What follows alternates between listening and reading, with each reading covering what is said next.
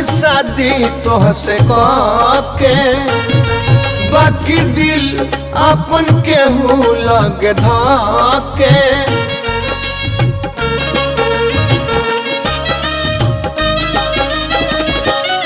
भलही आइल बानी शादी तोहसे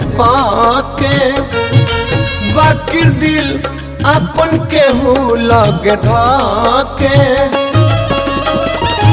बिना कसूर के आइल बानी दूर के पागल के अपना अकीन के जवन मन करे कोलो ये राजा बिना दिल के तुए दुल्हन से जवन मन करे कोलो ये राजा बिना दिल के तुए दुल्हन से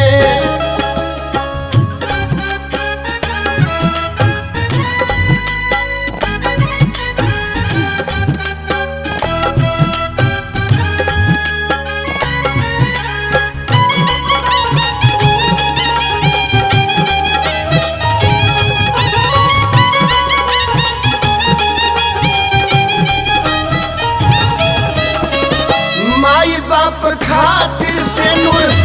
मंगिया में डाल के आइल बानी जियत ओकर जनवे निकाल के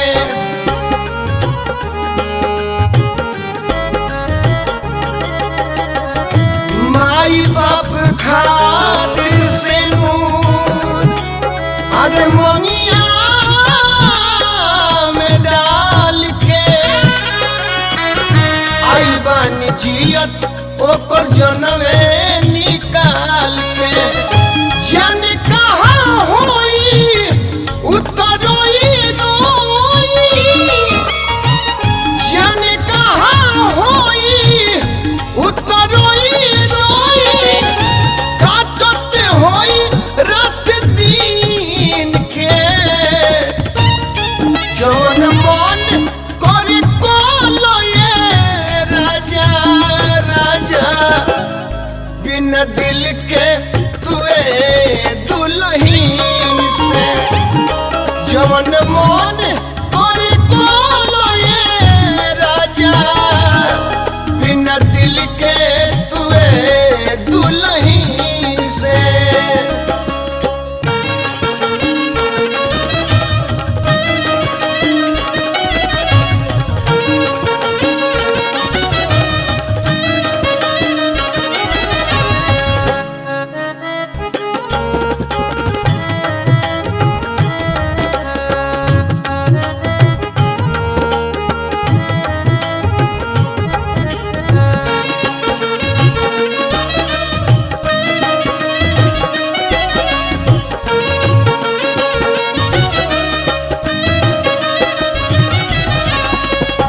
हल चल अजीत तोहके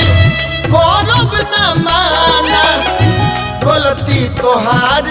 के में नइखे चारो आना